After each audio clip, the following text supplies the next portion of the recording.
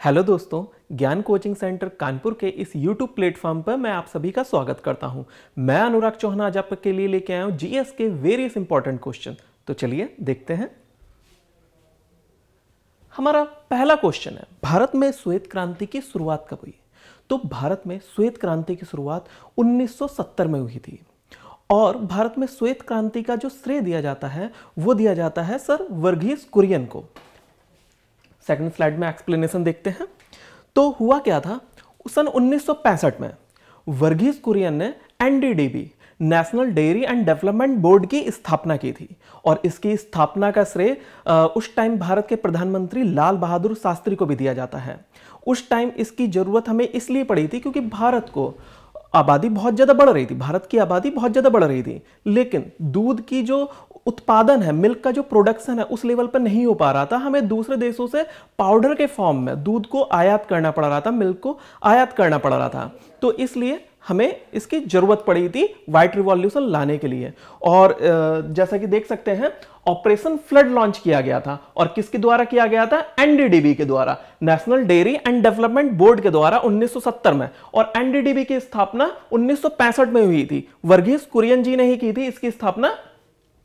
और इसका असर क्या देखने को मिला? इसका असर देखने को मिला कि 1998 तक भारत जो है अमेरिका को पीछे छोड़ दिया था और विश्व का नंबर 1 मिल्क प्रोडक्शन करने वाला कंट्री बन गया था।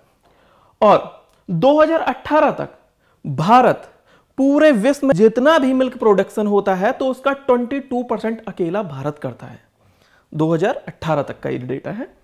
और Verghese Kurien is known as father of white revolution, तो इनको फादर ऑफ व्हाइट रिवॉल्यूशन के नाम से जाना जाता है, सर वर्गीस कुरियन को। देख सकते हैं आप पिक्चर में। नेक्स्ट क्वेश्चन है, what was permanent settlement? Permanent settlement था क्या? परमानेंट सेटलमेंट का अगर इतिहास जानना है तो हमें अंग्रेजों के टाइम पीरियड में जाना पड़ेगा, जब अंग्रेजों ने यहां पर अपना सेटलमेंट बसा लिया था, कब्जा करना स्टार्ट कर दिया था और पूरे बंगाल पे कब्जा भी कर चुके थे। तो था क्या परमानेंट सेटलमेंट? जमींदारों के बीच और उस टाइम की जो ब्रिटिश गवर्नमेंट थी उसके बीच एक एग्रीमेंट था। एग्रीमेंट ये था कि जमीनों का जो स्वामी है वो मान लिया गया था जमींदारों को मान लिया गया था और एक निश्चित टैक्स देना पड़ता था जमींदारों को एक पर्टिकुलर डेट तक। अगर उस पर्टिकुलर डेट तक वो जमींदार टैक्स नहीं दे पाए ना तो उसकी जमींदारी उससे छीन ली जाती थी। और इस वजह से होता क्या था कि ज्यादा से ज्यादा लालच में आकर जमींदार किसानों के ऊपर, फार्मर के ऊपर बहुत ज्यादा जुल्म करता था, एट्रोसिटी करता था उनके ऊपर, जिससे किसानों की हालत दिनों दिन खराब होती जा रही थी। तो ये 1793 में आया था और लॉर्ड कॉर्नवालिस उस समय गवर्नर जनरल था। एक्सप्लेनेशन में हम देखते हैं कि ये जो परमानेंट सेटलमेंट है, वो भारत के 19% हिस्से पर लागू किया गया था। ये 19% हिस्से में आज का बंगाल आ जाता है, पूरा बंगाल। और देखते हैं जो बंगाल, जब हम बात करते हैं ना बंगाल की, अगर ब्रिटिश टाइम पीरियड में बंगाल की बात करें तो उस टाइम का जो बंगाल था वो पश्चिम बंगाल तक सीमित नहीं था। उस टाइम का जो बंगाल था उसमें पूरा पश्चिम बंगाल भी आता था, बांग्लादेश भी आता था, बिहार भी आता था, झारखंड भी आता था, उड़ीसा भी आता था और असम भी आता था। तो इतना बड़ा रीजन था बंगाल। और इस रीजन के बहुत बड़े हिस्से पे, इस रीजन के ज्यादातर बड़े हिस्से पर ये जो परमानेंट सेटलमेंट है ये व्यवस्था की गई थी कर के उत्पादन के लिए, मतलब कि कर वसूलने के लिए। और ये रीजन आप देख सकते हैं, ये पूरा रीजन है, ये आप देख सकते हैं, ये पूरा बंगाल के अंडर में आता था, पूरा बांग्लादेश भी बंगाल का पार्ट था। और भारत में जो कर वसूलने के लिए केवल यही परमानेंट सेटलमेंट या स्थायी बंदोबस्त वाली व्यवस्था नहीं थी, और भी व्यवस्था थी। जैसे कि साउथ में अगर हम चले जाएं, दक्षिण भारत में अंग्रेजों ने की थी रैयतवाड़ी व्यवस्था, जिसमें होता क्या था कि किसानों से डायरेक्ट कांटेक्ट किया जाता था कर वसूलने के लिए। लेकिन यह व्यवस्था भी किसानों के लिए आराम देने वाली नहीं थी, राहत देने वाली नहीं थी, क्योंकि जो टैक्स था वो इतना ज्यादा वसूला जाता था। 80% तक टैक्स वसूला जाता था किसानों से। बाद में चल के 66% कर दिया गया या 65% तक लाया गया, लेकिन तब भी वो बहुत ज्यादा था।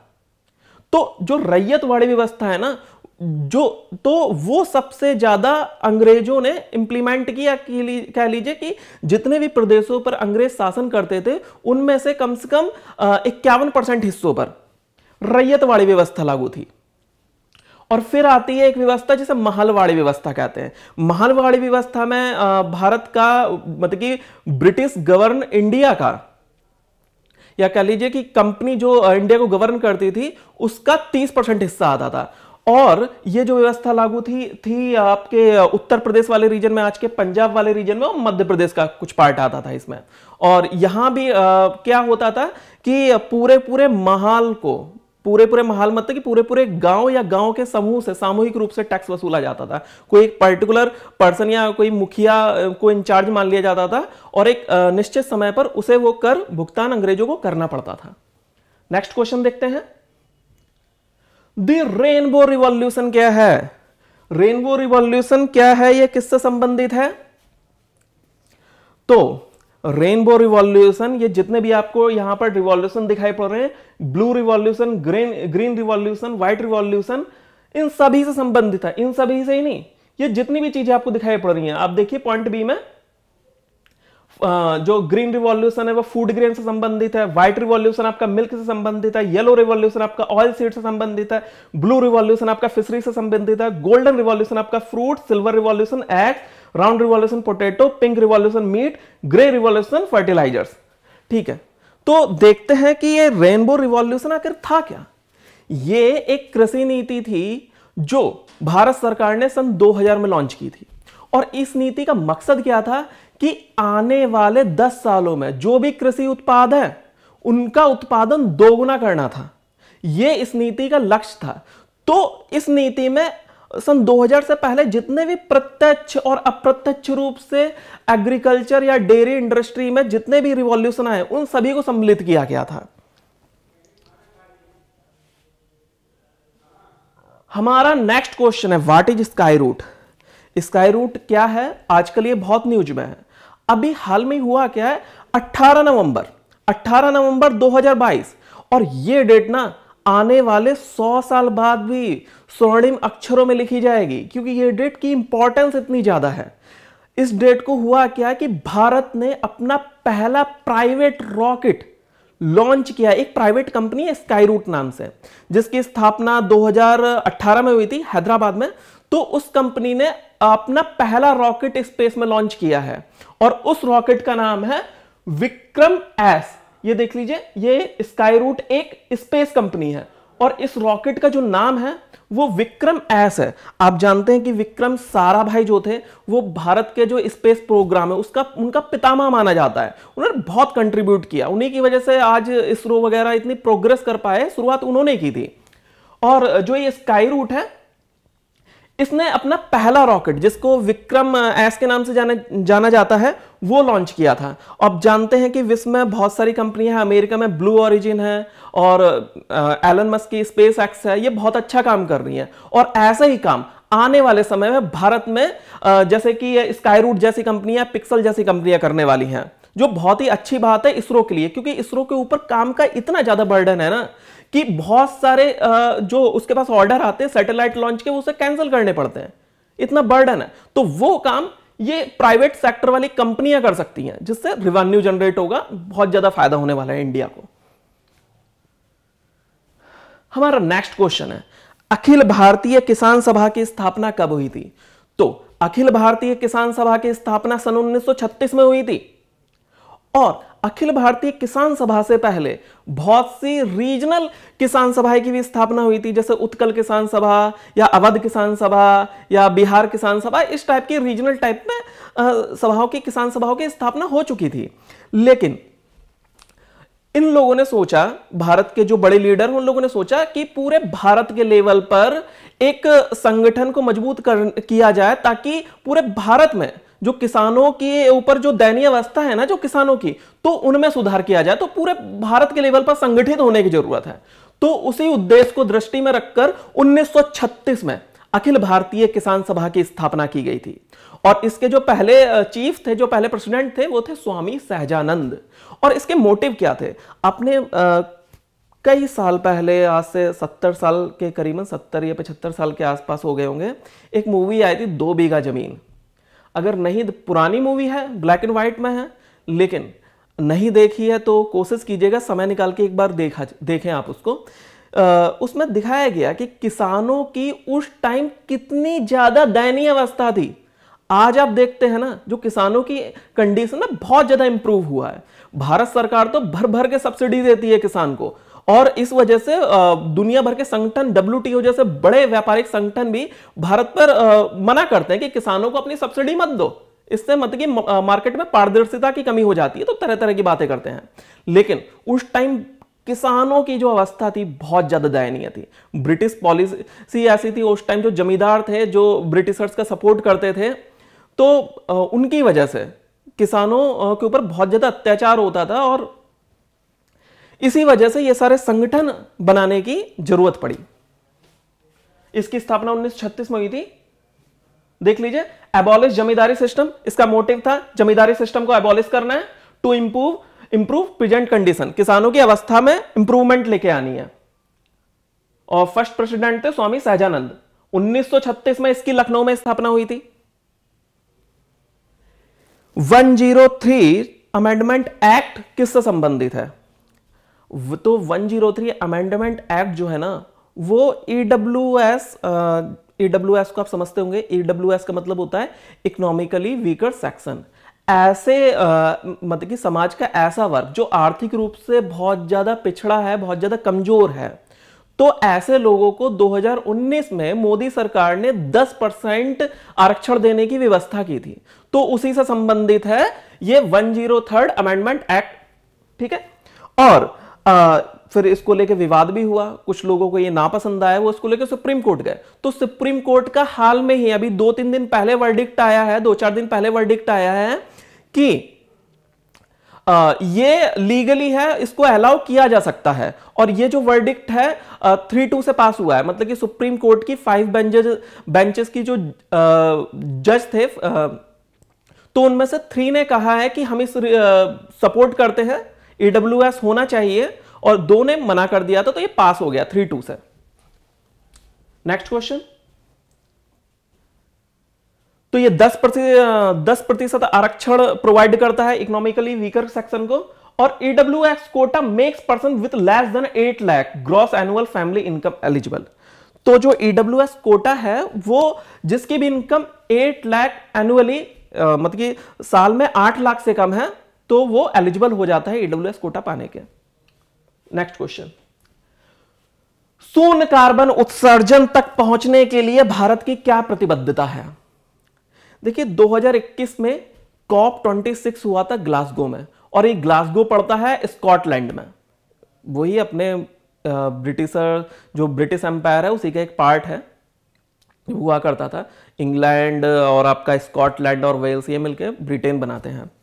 तो वहीं पर स्कॉटलैंड में ग्लासगो एक जगह है, वहां पर conference of party 26 conference of party 26 का आयोजन किया गया था। वहां पर मोदी जी भी गए थे, और वहां पर मोदी जी ने कहा कि 2070 तक Bharat net zero carbon emit करने वाला कंट्री बन जाएगा। नेट जीरो का मतलब ये नहीं होता है कि हम 2070 तक कार्बन एमिट करेंगे ही नहीं, वो ग्रॉस जीरो में हो जाएगा। फिर नेट जीरो का मतलब ये है कि हम कार्बन का जितना उत्पादन करेंगे उतना सोख भी लेंगे, क्योंकि पॉसिबल ही नहीं है किसी कंट्री के लिए कि बिल्कुल कार्बन का उत्पादन करें ही ना। आप खाना पकाओगे, कार्बन निकलेगा। आलू, अब चलिए मीट नहीं पकाते हैं, बहुत ज्यादा कार्बन प्रोड्यूस होता है उससे, आप कुछ तो पकाओगे ना, घर में हरी सब्जियां पकाओगे तो उससे भी थोड़ा बहुत कार्बन तो निकलता ही है। तो इसीलिए 2070 में तक हमको नेट जीरो कार्बन कंट्री बनना है, ताकि, और विश्व के दूसरे भी ऐसे देश हैं जैसे चाइना हो गया, रसिया हो गया, अमेरिका हो गया, ठीक है, उन्होंने भी बताया कि हम इतने इतने टाइम तक नेट जीरो बन जाएंगे। ये इसलिए हो रहा है क्योंकि भारत और विश्व में जो टेम्परेचर राइज कर रहा है ना, उसको रोका जा सके। नहीं तो बहुत ज्यादा टेम्परेचर राइज कर गया तो धरती खत्म हो जाएगी, समाप्त हो जाएगी। तो इन सब चीजों को रोकने के लिए ये सब कुछ किया जा रहा है। 2070 ये देख लीजिए। और एक चीज और देख लीजिए कि ऐसी कौन सी कंट्री हैं जो विश्व में कार्बन उत्पादन सबसे ज्यादा करती हैं। आप ये देखिए, चाइना नंबर 1 पर है, 28% कार्बन का अकेला प्रोड्यूस करता है पूरे वर्ल्ड का। उसके बाद अमेरिका का नंबर आता है 15%। और भारत कहां पर है? भारत यहां पर है 7%। भारत का परसेंटेज बहुत कम है। जिस हिसाब से इसकी आबादी को देखें, 2023 में चाइना को पछाड़कर विश्व का नंबर 1 सबसे बड़ी आबादी वाला देश बन जाएगा। उसके कंपैरिजन में तो काफी कम करता है भारत। तो भारत बहुत बड़ा रीजन नहीं है कि ग्लोबल वार्मिंग कितनी बढ़ रही है। सबसे बड़ी रीजन तो चाइना जैसे देश है। चलिए नेक्स्ट क्वेश्चन देखते हैं। Which governor general abolished sati system in India? आपको मालूम है कि पहले भारत में सती प्रथा थी। सती प्रथा में होता क्या था कि किसी वुमन का अगर हस्बैंड की डेथ हो गई है, उसका पति का निधन हो गया किसी वजह से, तो उसकी पत्नी को भी उस जलती हुई चिता में झोंक दिया जाता था। ये जो प्रथा है भारत में प्राचीन काल में विद्यमान नहीं थी, ये आई है मिडिवल काल में। और कई सारे रीजन, कई सारी वजह रही इसकी शुरुआत होने के पीछे, लेकिन एक टाइप की कुरीति ही थी ये, क्योंकि आगे चल के इसने एक परंपरा का रूप धारण कर लिया, एक धर्म का रूप धारण कर लिया था। तो एक टाइप की बहुत बड़ी कुरीति थी जिसको खत्म करना बहुत ज्यादा जरूरी था। और हुआ भी ऐसे ही। 1829 में भारत के जो गवर्नर जनरल थे, उस टाइम तो गवर्नर जनरल थे, 1833 में ये भारत के गवर्नर जनरल बने। तो 1829 में जो governor general Lord William Bentinck थे, उन्होंने रेगुलेशन 17 के अंडर इस प्रथा को एबॉलिश किया, खत्म किया 1829 में। और इसको खत्म करवाने के पीछे जो एक बहुत बड़ा श्रेय दिया जाता है, वो दिया जाता है भारत में जो पुनः जागरण के अग्रदूत थे, जिन्हें भारत में पुनः जागरण का पितामह कहा जाता है, राजा राम मोहन राय। उन्होंने बहुत कोशिश की। ब्रिटिश जो गवर्नमेंट थी उनसे बहुत सारे लेटर भेजे, बहुत सारी चिट्ठियां भेजी, वहां पर ऑफिसर से मिले वो, और बहुत सारी उन्होंने ऐसी मैगजीन्स निकाली, अखबार निकाले, जहां पर लोगों को अवेयर कराने की कोशिश की गई थी। और राजा राम मोहन राय के ये करने के पीछे वजह भी थी। एक सबसे बड़ी वजह तो ये थी कि एक टाइम पर जब कुछ साल पहले जब उनके भाई की डेथ हो गई थी, तो उनकी भाभी को जबरदस्ती उनके भाई के साथ जबरदस्ती जलती हुई चिता पे झोंक दिया गया था। उन्होंने बहुत विरोध किया, बहुत रोकने की कोशिश की इस चीज को, लेकिन नहीं रुकी। तो लॉर्ड विलियम बेंटिक थे जिन्होंने इस प्रथा को समाप्त किया था 1829 में, और राजा राम मोहन राय का इसमें बहुत बड़ा योगदान था। ये देखिए। चलिए नेक्स्ट क्वेश्चन देखते हैं। At present, what percentage of India's GDP comes under agriculture? तो बोल रहे हैं कि इंडिया की जीडीपी का कितना परसेंट एग्रीकल्चर के अंडर में आता है। तो भारत जो है ना, वो दुनिया का प्रेजेंट टाइम 5वीं सबसे बड़ी अर्थव्यवस्था है। सबसे नंबर पर है अमेरिका, फिर आता है आपका चाइना, फिर आता है आपका जापान, फिर जर्मनी, फिर इंडिया का नाम आता है। पहले कुछ टाइम पहले ब्रिटेन हुआ करता था 5वीं, अब भारत ने ब्रिटेन को पछाड़ दिया, और ये अपने आप में बहुत बड़ी उपलब्धि है, जिसने हम लोग के ऊपर रूल किया, हम लोग को गुलाम बना के रखा। हमारी अर्थव्यवस्था आज उनसे ज़्यादा बड़ी हो गई है। तो ये अपने आप में ग्रेट अचीवमेंट है। और ये देखते हैं कि भारत का जो जीडीपी सेक्टर है, उसमें किस सेक्टर का कितना कंट्रीब्यूशन है। और भारत का जीडीपी सेक्टर अभी कुछ ही मंथ में 3.5 ट्रिलियन होने वाला है। 1 ट्रिलियन में 1000 बिलियन डॉलर होते हैं। तो भारत का जो सर्विस सेक्टर है ना, भारत की जीडीपी का लगभग 54% तो सर्विस सेक्टर के अंडर में आता है। और सर्विस सेक्टर क्या है? सर्विस सेक्टर देखिए, आप कहीं पर रेस्टोरेंट पे जाते हैं, वो सर्विस सेक्टर में अंडर में आ जाता है। आप किसी जनरल स्टोर पे जा रहे हैं, कुछ परचेस कर रहे हैं, घरेलू चीजें, जरूरत की चीजें खाने पीने की, वो भी सर्विस सेक्टर के अंडर में आ जाता है। आप किसी बार्बर की शॉप के जा रहे हैं, किसी सैलून जा रहे हैं, ब्यूटी पार्लर जा रहे हो, तो वो भी सर्विस सेक्टर के अंडर में आता है। आप रेस्टोरेंट, मॉल जा रहे हो, ये भी सर्विस सेक्टर में अंडर में आता है। तो इस टाइप की आपकी गाड़ी में कोई प्रॉब्लम हो गई, आप उसको रिपेयर करवा रहे हो, ठीक है, किसी प्राइवेट शॉप पर जाकर, तो वो भी सर्विस सेक्टर के अंडर में आ गया। तो ये भारत का जो सर्विस सेक्टर है ना, ये जीडीपी में कंट्रीब्यूशन देता है 54%। और आईटी सेक्टर भी ये सर्विस सेक्टर के अंडर में आता है।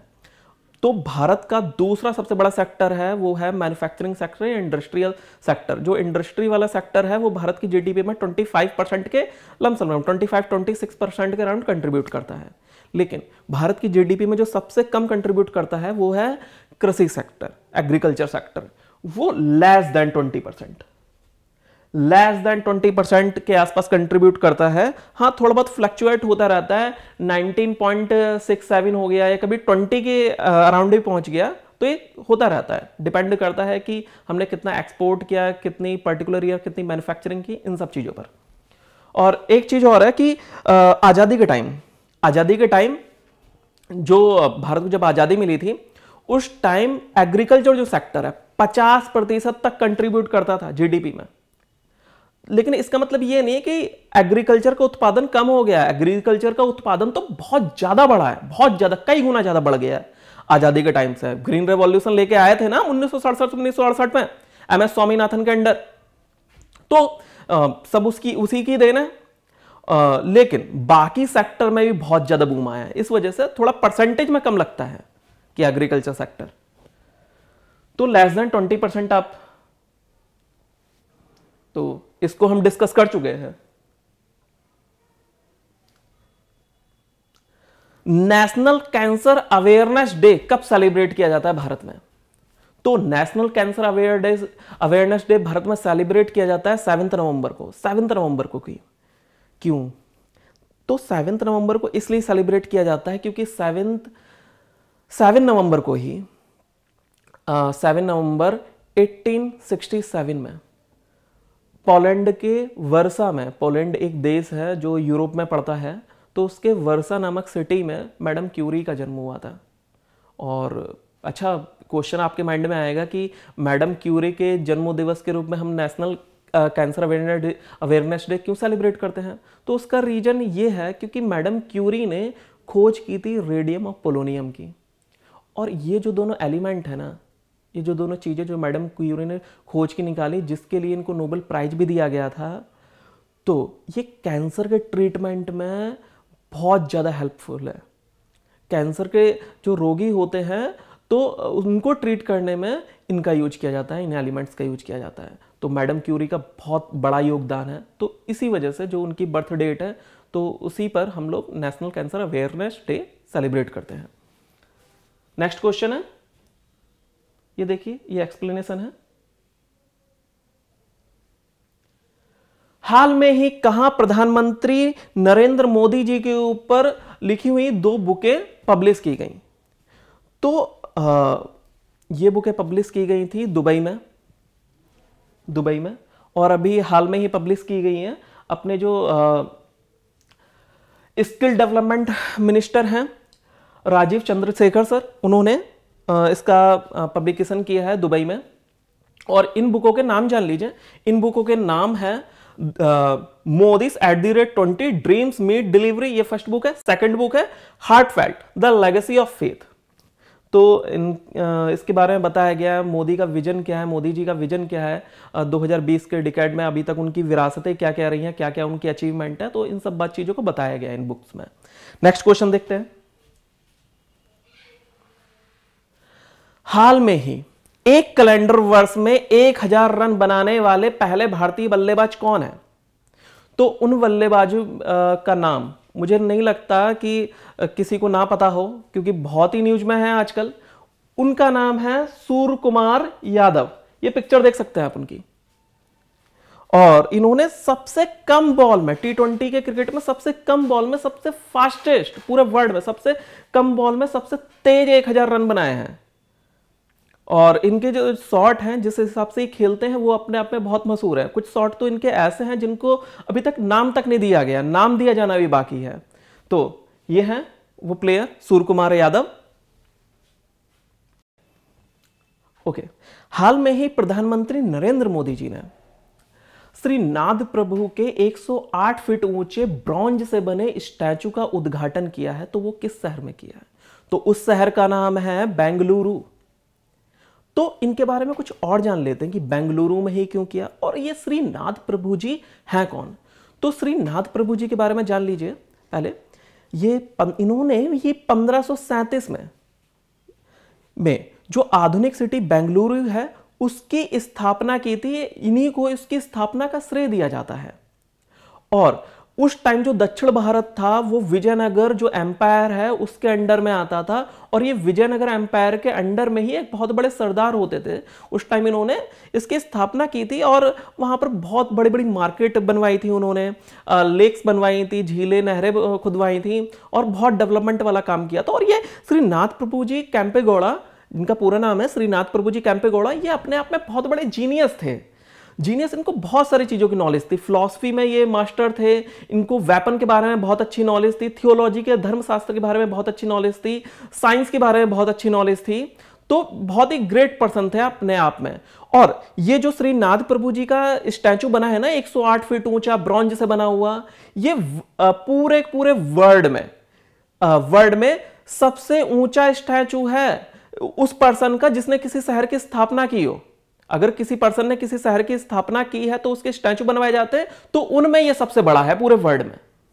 नेक्स्ट क्वेश्चन देखते हैं। इसकी एक्सप्लेनेशन ये दी गई है और ये वही एक्सप्लेनेशन है जो अभी मैंने आपको बताया है, तो आप इसको इंग्लिश में देख सकते हैं।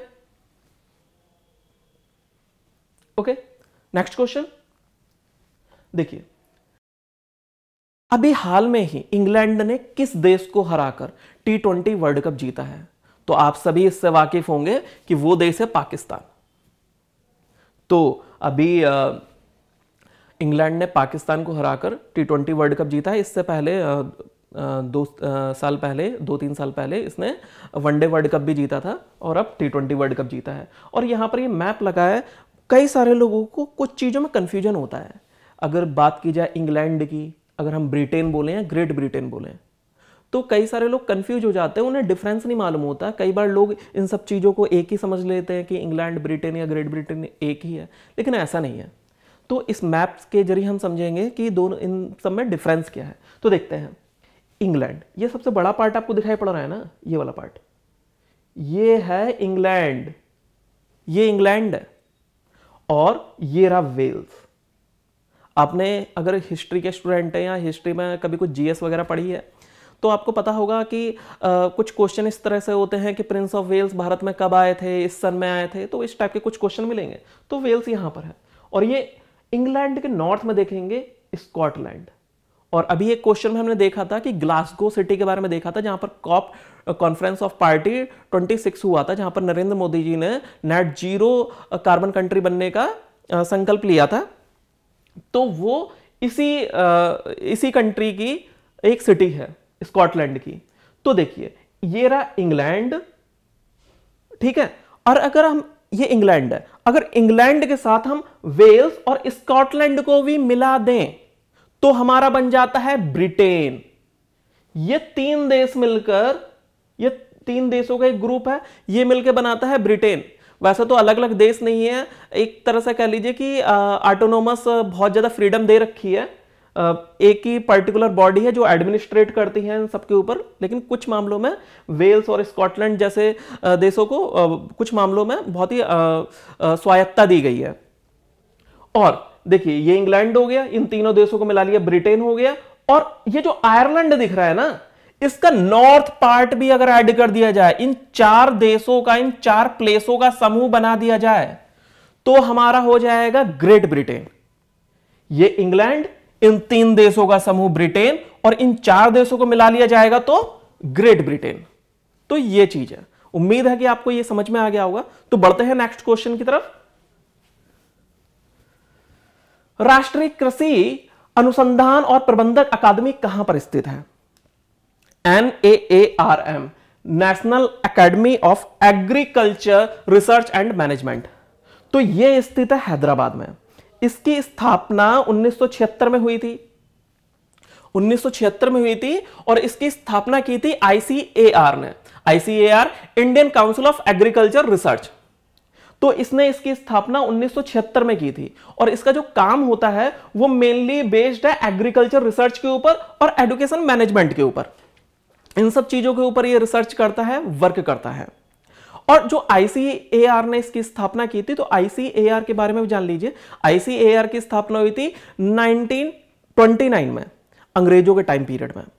और जो ICAR है, जो आजकल उसको Indian council of agriculture research के नाम से जानते हैं, पहले इंडियन की जगह इंपीरियल हुआ करता था, बाद में आजादी के बाद इसका नाम इंपीरियल से चेंज करके इंडियन कर दिया गया था।